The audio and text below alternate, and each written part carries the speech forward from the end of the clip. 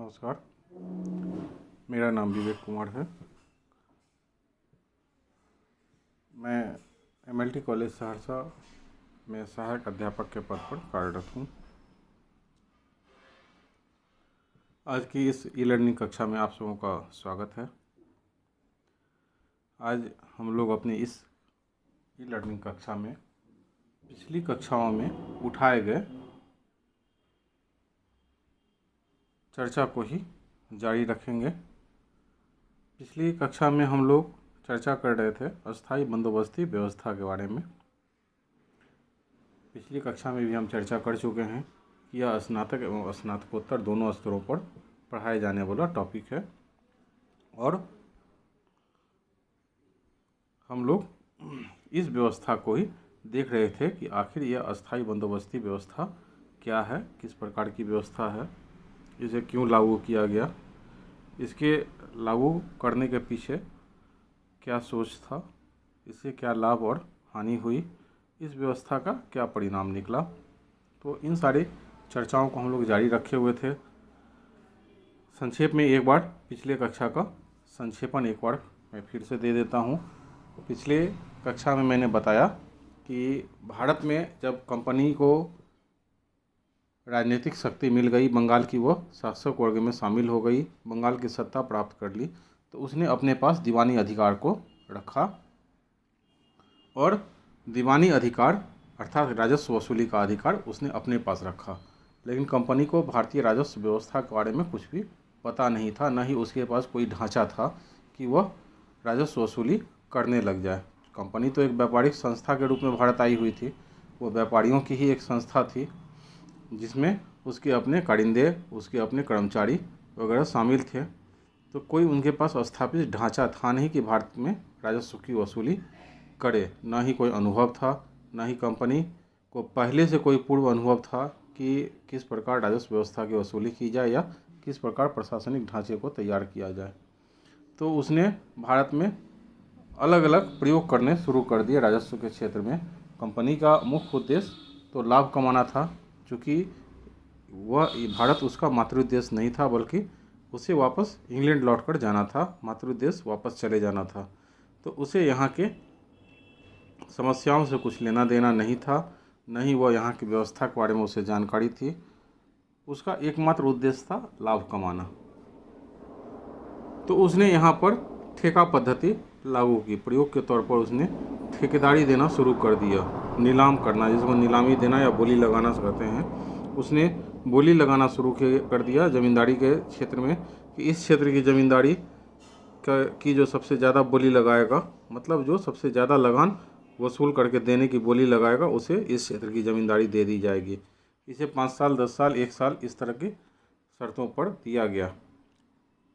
तो सबसे ज़्यादा बोली लगाने वाले व्यक्ति को उस क्षेत्र का ज़मींदार मान लिया गया, उसे ही राजस्व वसूली का भार दे दिया गया। अगर वो निर्धारित अवधि तक राजस्व वसूल कर कंपनी को नहीं देते थे तो उसकी ज़मींदारी छीन ली जाती थी, फिर से नीलाम कर दी जाती थी। तो जो व्यक्ति ज़मींदारी लेता था उसके लिए बाध्यकारी था कि वह ज़मींदारी वसूल करने के लिए जो बोली लगाई थी या जो रकम निर्धारित किया था उतना रकम वो वसूल कर कंपनी को दे। तो यह व्यवस्था कॉर्नवालिस के 1793 के अस्थायी बंदोबस्ती व्यवस्था के लागू करने के पहले तक चलती रही। इस व्यवस्था से कंपनी को यह हानि हो रही थी कि लगान की राशि निर्धारित नहीं कर पा रहा था। हर साल अनिश्चय था कि बोली कितनी लगेगी, बोली ज़्यादा भी लग सकती थी, कम भी लगती थी, तो कंपनी का आय निर्धारित था नहीं। दूसरा, जो व्यक्ति लगान वसूली का जिम्मा लेता था उसे पता था कि हमारे पास लगान वसूली का जिम्मा 1 साल, 2 साल, 5 साल, 10 साल, मतलब जो भी ठेका मिलता था, जितने सालों के लिए ठेका मिलता था उसे पता था कि हमें इतने ही सालों के लिए मिलेगा। इसलिए वो और भी अधिक लूट खसोट करने लगता था या उसके ऊपर दबाव रहता था कि वह ज़्यादा से ज़्यादा लाभ कमाए। तो वह अपने क्षेत्र में असंतोष बढ़ाने के साथ साथ खेती को भी उजाड़ता जा रहा था।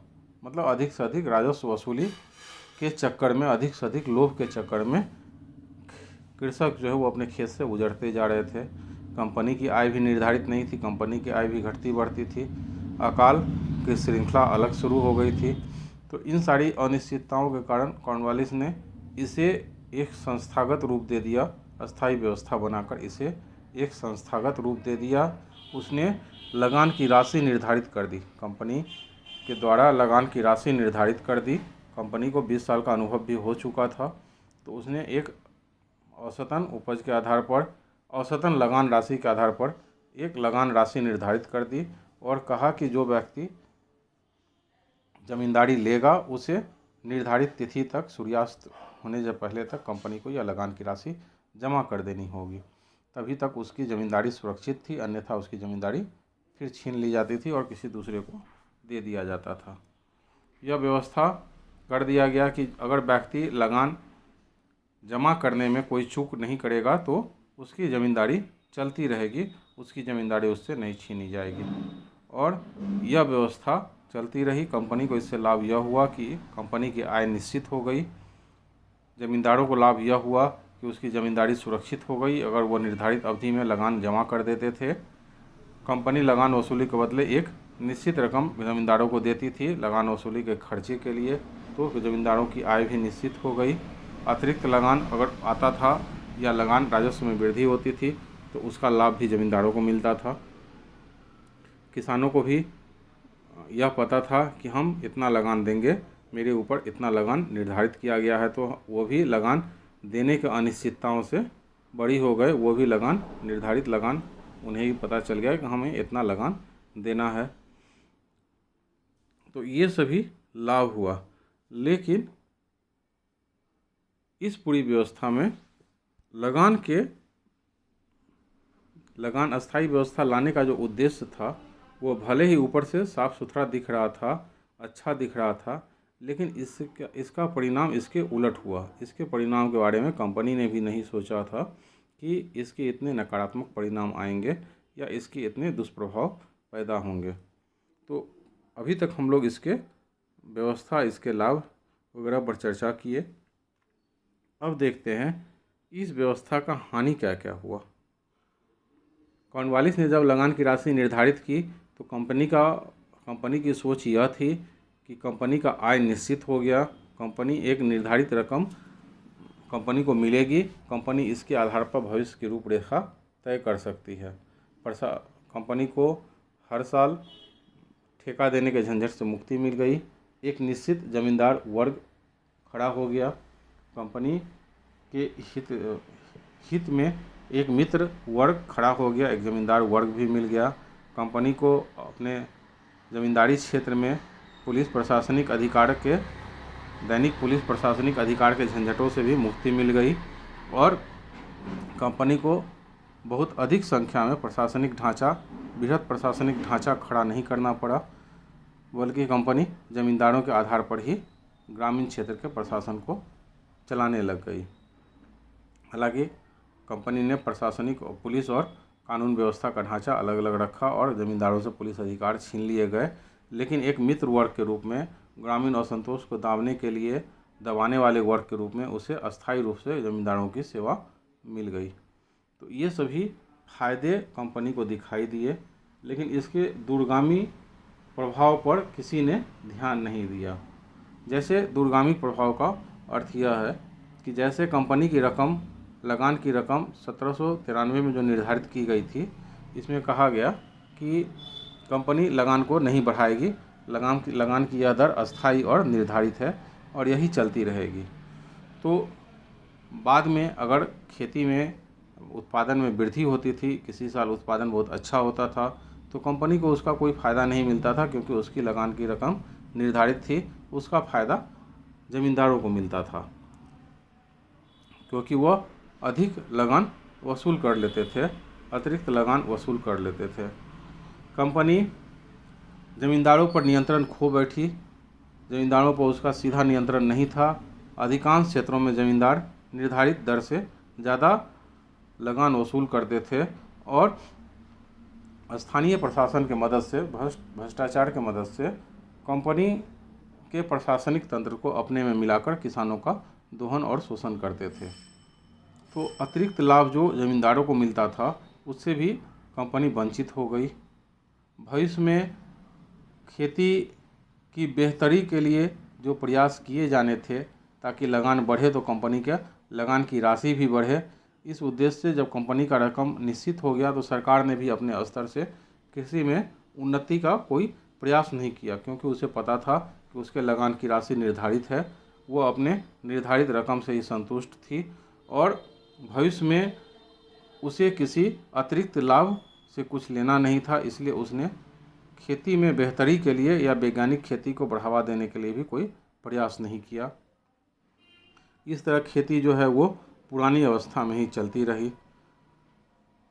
तो ये सभी सरकार को नुकसान हुआ। बाद में अकाल की जब श्रृंखला आनी शुरू हुई, खेती में उत्पादन घटने लगा, गरीबी बढ़ने लगी, अतिरिक्त आय की संभावना कम होने लगी, छीन होने लगी, तो यह कंपनी के प्रशासन पर एक धब्बा के साथ साथ प्रशासनिक तंत्र की विफलता का भी सूचक होने लगा।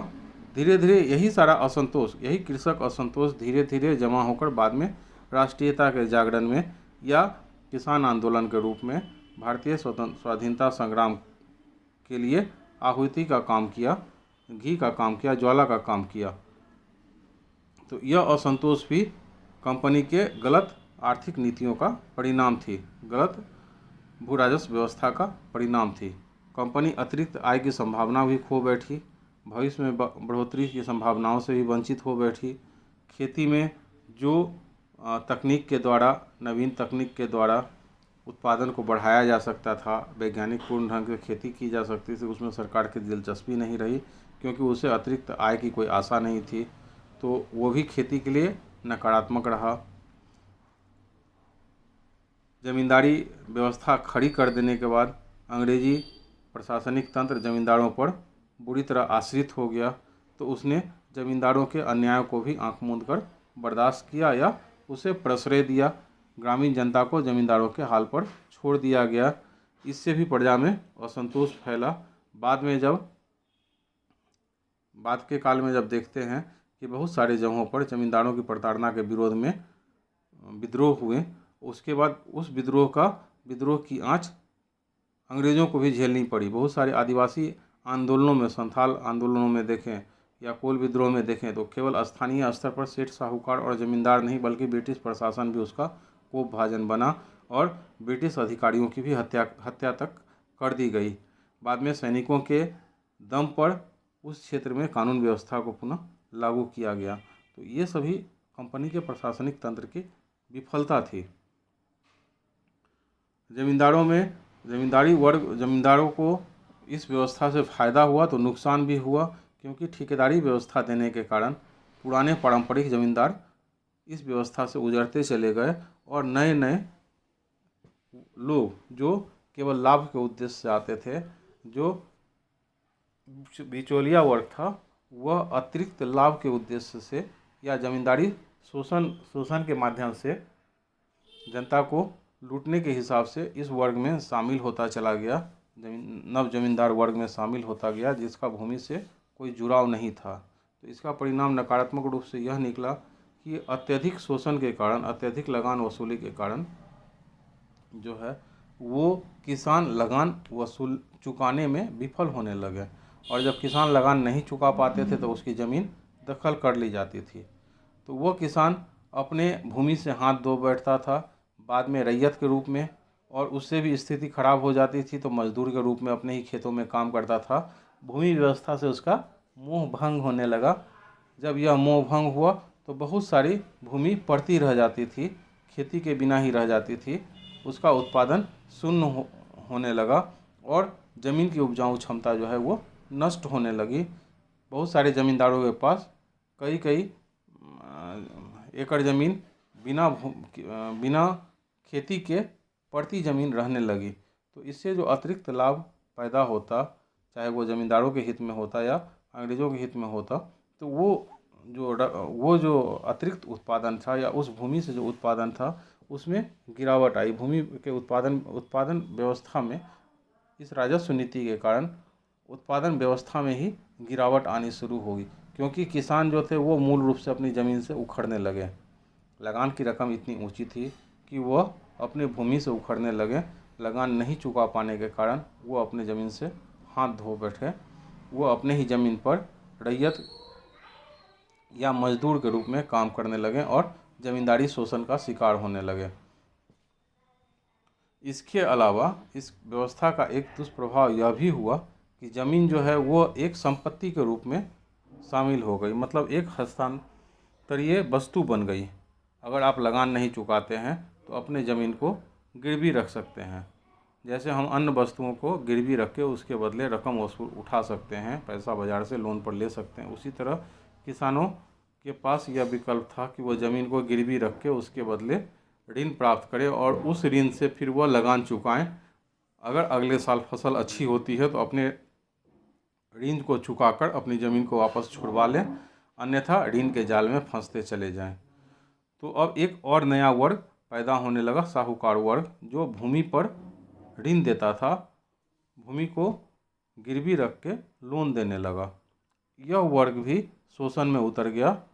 यह वर्ग भी ज़मींदारों के साथ मिलकर किसानों के शोषण में लग गया, क्योंकि ऋण की रकम, ब्याज की रकम जो है वो काफ़ी ऊंची होती थी और प्रायः किसान यह ब्याज नहीं चुका पाते थे।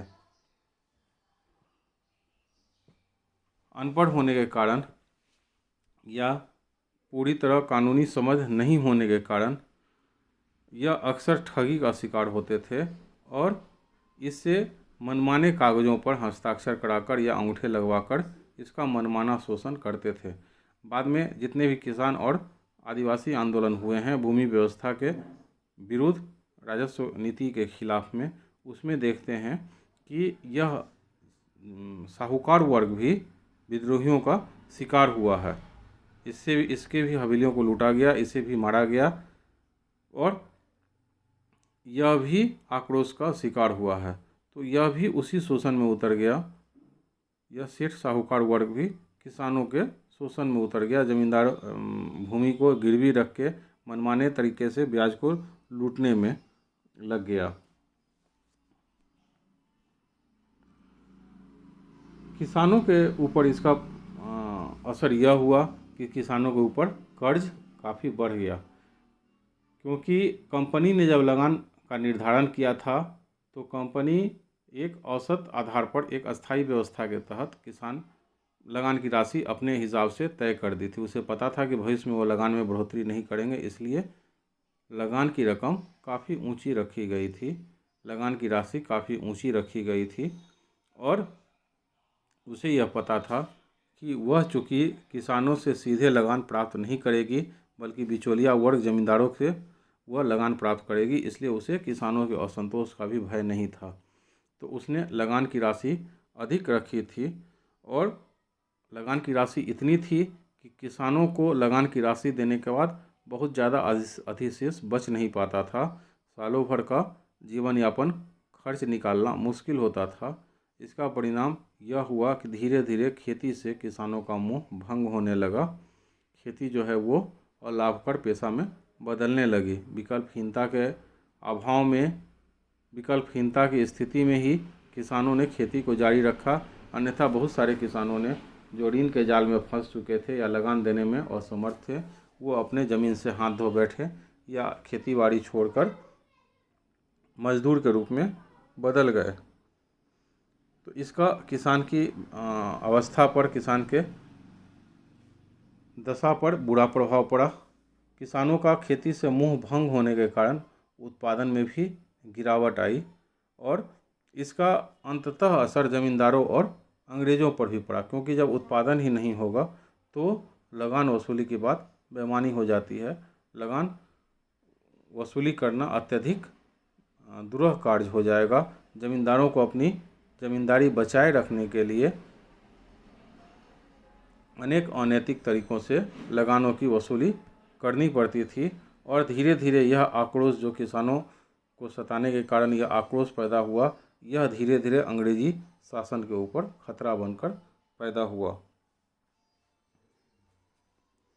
इसका एक और दुष्प्रभाव यह हुआ कि भूखमरी और अकाल का प्रकोप भी बढ़ता गया, क्योंकि उत्पादन में गिरावट आ रही थी, किसानों की आय घट रही थी और कृषि व्यवस्था से मोह भंग हो रहा था। कृषि व्यवस्था में सुधार से सरकार को कुछ लेना देना नहीं था, इसलिए सुधार की संभावना भी नहीं थी। इस कारण से भूखमरी और अकाल की एक श्रृंखला, लंबी श्रृंखला शुरू हो गई। इसका परिणाम ग्रामीण समुदाय पर बहुत बुरा पड़ा। समाज में जमींदार और साहूकार जो थे उनका प्रभाव बढ़ा, लेकिन भूमिहीन श्रमिकों की संख्या लगातार बढ़ती गई। ब्रिटेन में जब औद्योगिक क्रांति चूँकि चल रही थी, वहाँ के उद्योगों को कच्चा माल चाहिए था, इसलिए सरकार ने कच्चे मालों के उत्पादन पर ध्यान देना शुरू किया, लेकिन इसके लिए आवश्यक उपाय नहीं किए गए। किसानों को अतिरिक्त सुविधाएं नहीं दी गई और किसानों को वाणिज्यिक फसल उत्पादन का तौर तरीका पता नहीं था, न ही अंतर्राष्ट्रीय मंडियों की समझ थी, न ही भारतीय भौगोलिक दशा के अनुरूप खेती करने का कोई ज्ञान था। इसका असर यह हुआ कि खेती के नकदी फसल के पर अचानक से अधिक जोर देने के कारण भूमि का संतुलन भी बिगड़ा। खेती की उर्वरा शक्ति पर भी इसका प्रभाव पड़ा। हालांकि सरकार ने निर्धारित क्षेत्रों को चुनकर वहां विशेष किस्म की फसलों के उत्पादन को बढ़ावा देने का प्रयास किया, लेकिन नकदी फसल उत्पादन में अधिक पूंजी की आवश्यकता होती है और इस अधिक पूंजी की खोज में वो और भी ज़्यादा कर्ज के दलदल में फंसते चले गए। इससे उसकी स्थिति और भी ज़्यादा बिगड़ी ही। तो अस्थायी व्यवस्था से तात्कालिक रूप से लाभ तो दिखा, लेकिन इसके दूरगामी परिणाम काफ़ी भयावह सिद्ध हुए। इसका लाभ से ज़्यादा बाद के समय में इसके लाभ से ज़्यादा इसका हानिकारक पक्ष ही ज़्यादा सामने आया। अंग्रेज़ों को फ़ायदा यह हुआ कि एक ज़मींदार वर्ग, उनका एक मित्र वर्ग या उनके लिए एक सेतु के रूप में, सहायक के रूप में एक वर्ग भारत में उपस्थित हो गया, जो अंग्रेजी सत्ता को बनाए रखने में सहायक सिद्ध हुआ। 1857 के विद्रोह में इस जमींदार वर्ग ने अपनी सार्थकता सिद्ध कर दी। इसी तरह सेठ साहूकार वर्ग भी अंग्रेजी सत्ता के बलबूते फलता फूलता रहा, लेकिन यह असंतोष जो पैदा हुआ, किसानों का जो असंतोष पैदा हुआ, यह अंततः राष्ट्रीय आंदोलन में देखें तो यह अंततः राष्ट्रीय आंदोलन के दौरान संजीवनी का काम किया और अंग्रेजी सरकार के खिलाफ जो बाद में देशव्यापी लहर पैदा हुई, वह इन्हीं गलत भू राजस्व नीतियों का परिणाम थी, इन्हीं शोषण का परिणाम थी कि अर्थव्यवस्था के खिंचते जाने, खेती के बर्बाद होने, नई कोई व्यवस्था, उत्पादन व्यवस्था को स्थापित नहीं कर पाने का अंततः परिणाम जो असंतोष पैदा हुआ, वह भारत से अंग्रेजी शासन को समाप्त करने में सहायक सिद्ध हुआ। तो आज हम लोगों ने इस अस्थायी व्यवस्था के लाभ हानि और इसके परिणाम पक्ष की चर्चा की। अगले क्लास में फिर किसी नए विषय के साथ उपस्थित होंगे। तब तक के लिए धन्यवाद।